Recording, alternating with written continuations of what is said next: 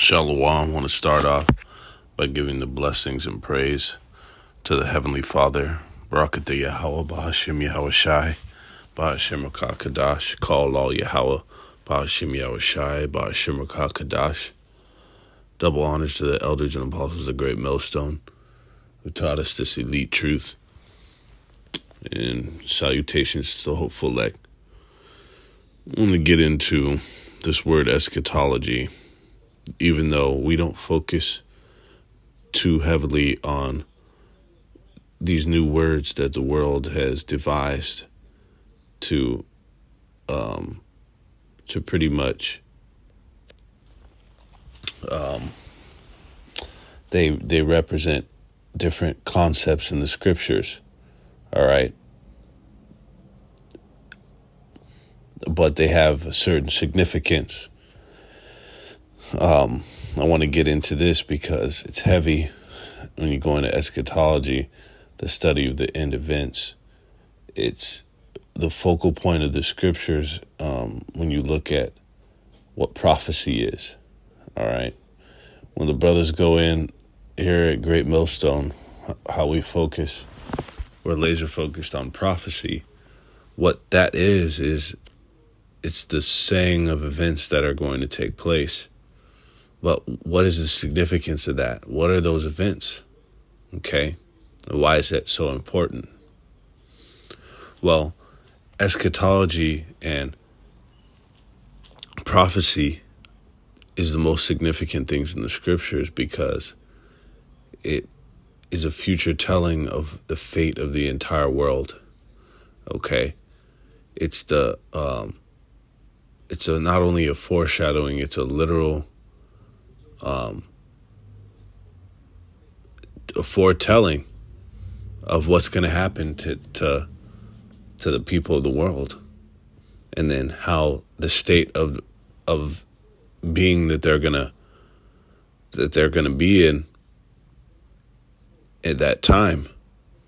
All right, it pretty much spells out how shit's gonna be in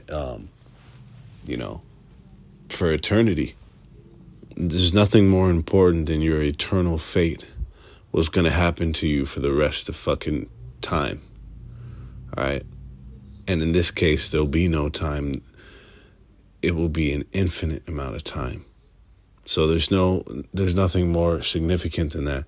People spend their whole fucking lives searching for and consumed with the prospect of what happens to you when you die, where you go for that eternal status. All right? But we're just going to define this word and then get some scriptures of why the men of the Lord and the ancients were occupied in prophecy. This is in the regular definition in Google, which says the definition is from Oxford Languages. The part eschatology, the part of theology concerned with death, judgment, and the final destiny of the soul and of humankind. Okay, so it's concerning the end, the final destiny of the people of the world. All these souls, man. And then what fucking happens to you? What is going to be your state of being? All right? There's nothing more fucking important than that in this Bible. Of course, we have faith in those things that are centrifugal to this truth. But ultimately, this is why Yahweh Shai is the spirit of prophecy. All right, that he that giveth his mind to the Most High is occupied in prophecies. Why is that? Okay, because ultimately, that's what we're gearing up for. The whole world was established for it to culminate into this point. Okay, the transition point for it to cross over into the Most High's eternal kingdom. Kainos. All right. But what's so significant about that is the events, that whole transition point to get there. All those events that have to take place to get us to that point. All right. So why are we not focusing? Is the whole world not focusing on this? Well, it tells you in the scriptures that it's going to take most of the world as a thief in the night. That's the whole fucking purpose, for it to take this world by storm. And indeed it has, because we see the end events based on the scriptures and current events. We see them taking place, and we see the reactions of the people. It's like a fucking psyop, psychological operation, to now test the reaction of the people. We already see they have no fucking idea what's going on and what's going to happen. All right. That's why this is so important. Do you not realize that by studying this, the end events, and measuring them based on what's written in the scriptures, off of what's happening in current times, do you understand that is potentially securing your salvation? All right. And that's what it says in the scriptures about wisdom and knowledge being the stability of your times.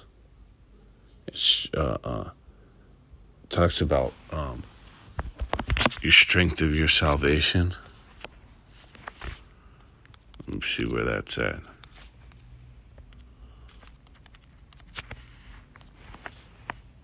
Isaiah 33:6. Oh yeah, Khan. Yeah. My gosh. So the wisdom and the knowledge is not only the stability of your times, but it's the strength of your salvation.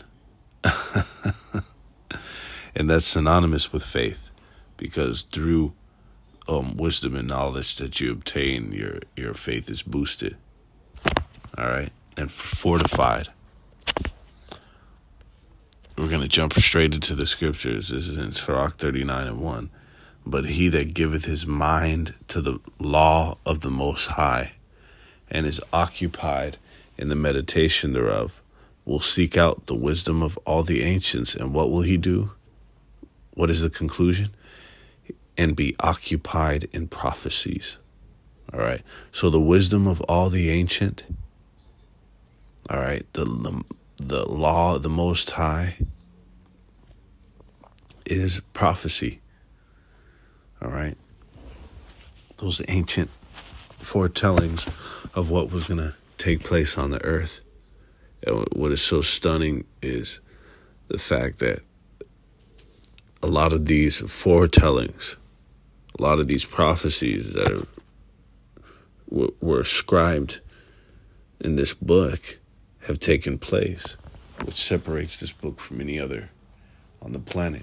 None can meet her mate, but primarily because, not just for the infinite wisdom that's contained therein, but for its prophecies that have already taken place. Just look at Nebuchadnezzar's dream, the statue that Daniel interpreted. Okay? That alone is fucking jaw-dropping. That was prophesied, the empires of the earth before they even fucking came on the scene. That alone, everyone should be consumed in this book. Okay? But look, what pretty much your future, doesn't everybody fucking go to try to find out what the fuck's gonna happen to them? Well, here it is, man. And it's unbeknownst to the masses of the people, because the Most High is gonna destroy them. This is in 2 Ezra 9:13. And therefore be thou not curious how the ungodly shall be punished, and when, but inquire how the righteous shall be saved, whose the world is, and for whom the world is created. This is what matters, man. Like we went into a camp last week. Elect lives matter, man. Give a fuck about black lives or all ALM, all lives. Give a fuck about all that. All right, or even Israel. Israel don't even matter like that on this side because they ain't worth. They're not worth the temples that they were lent. Okay, even these nasty fucking bodies, they weren't even. They're not even worth these nasty fucking fleshly bodies that they were lent from the Most High. Okay. All Israel is not of Israel. Okay? The Israel of the Most High is what matters. The elect. What is the only thing that's going to cross into the next world unscathed? Is the elect. Is the only thing. Even the works that are in are going to be burnt the fuck up, man. So you should be concerned with who they are, where they are. What the fuck they're saying and telling you. They're warning you. All right. Because that's synonymous with the prophets. Slakia, with the prophecies, is the warning. Give them warning from me. Because this is what the fuck is about to befall the earth. All right. But that's what we're concerned with. Is not. Did it not just say in here that's who the world is for and who is created for? All right. The fate of the world is contingent upon the Most High's prophecy. Okay, this is in Romans 8:19. For the earnest expectation of the creature waiteth for the manifestation of the sons of the Most High. Because ultimately, every soul on this planet is seeking for the end to come. All right? It's they earnestly expect it. All right? They yearn for it.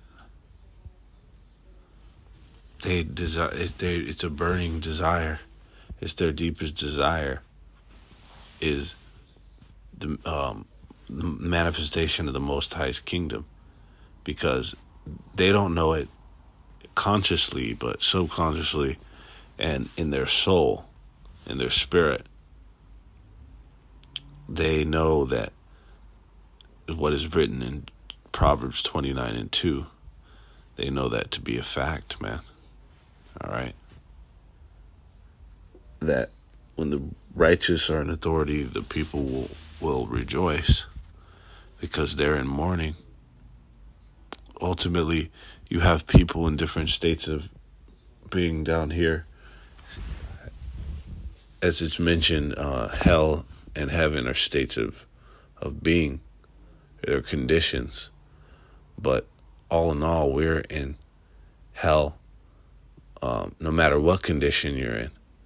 An elite, a top fucking elite, trillionaire, or a fucking a Skid Row transient. And why is that? That's because of the conditions of this world being under the rulership of fucking Satan, of Esau, Edom. Okay? He's fucked his own self off. And the world and their state of being implicated by that fuckery, to where they're even in a condition, somewhat condition of hell. All right? Anytime you got to get 9 fucking heart transplants, or however, fucking 1. All right? It's pure hell. And look at their state of being. They're crusty, man. They're broken down. All right? They're even waiting for the manifestation of the sons of the Most High. And they're going to go from fucking the top dogs straight up, the most superior riches on the planet, to the subterranean, not even the bottom, You're going to be underground, pit. But they even still yearn for that. There's a quote from Haruki Murakami. He's a fucking famous Japanese psalmist that says, a quote says, everyone in the world is waiting for the end of the world to come. Deep down is waiting for the end of the world to come. And that's indeed true. Okay? That's why prophecy is so significant, so centrifugal to the fate of humankind. It goes into the events of the destiny of the souls of mankind. Okay? This is in 2 Peter 3:13. Nevertheless, we, according to his promise, look for new heavens and a new earth, wherein dwelleth righteousness. Are we not looking for the kingdom? That's what eschatology deals with. That's what prophecy deals with. All right? When it says Yahushua is the spirit of prophecy, that's when his return is going to be made. That's the climax of it. That's the end goal, the end all be all. It's going to end in his return to destroy the wickedness and filth, the enemies of the Most High, and establish the kingdom. Okay? Israel coming down from heaven. 2 Peter 3:13, once again, nevertheless, we, according to his promise, okay? The promises is the prophecies. That's what we're looking towards. That's what we're focused on, man. We worried about the Israelite union. You know what I'm saying? Stressing and going into that and beating that like a dead fucking horse, going into an Israelite family, about building an Israelite family in this time when fucking destruction is around the corner. Okay? We're looking for this. We're looking for kainos, man, which is what this word is, and new earth goes into. We're looking for a completely refreshed, brand new fucking unfathomable bliss, the kingdom, man, and ultimately wherein dwelleth righteousness. That's what we're looking for. All right, where wickedness and all this fucking this despair, all this devastation, okay, is fucking a thing of the past. This is in 2nd Ezra 7:43, finishing off. But the day of doom shall be the end of this time, and the beginning of immortality for to come. All right? We focused on the end because it is the beginning of something. All right? The end of Esau's world is the beginning of Jacob's eternal world. That's why we turn up. That's why we are overcome with elation when going into the kingdom, going into the times that are going to befall this world in the form of destruction.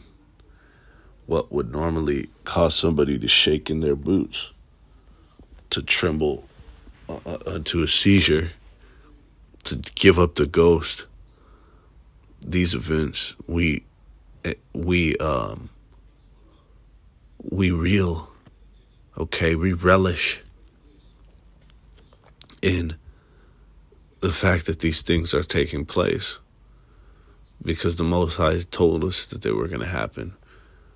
All right, and ultimately we know that it's not the end. It's going to be the beginning, the end of wickedness and the commencement of righteousness for an infinite amount of time, forever and ever. All right. How fucking euphoric is the even the thought of that? So the day of doom is going to be the end of this time and the beginning of the immortality for to come, wherein corruption is past. All right. I don't understand why we have to explain that too heavily. Well, Salakia. That's really a phrase. I don't, when Jake's like, fuck, we gotta go into this so heavy with you for, this should be obvious. But it was given to the righteous, okay? Like it says, be not concerned with them that are gonna fucking perish, but be concerned with how the righteous shall be saved. This is only for the righteous, okay? To get this, to understand this. This thing has to fucking go down. All this fucking destruction and evil. Fucking the worst times this world has ever had to face. And we're gonna go through it too. Fuck you think. We're gonna go through the worst times, the hardest times anybody will ever have to go through.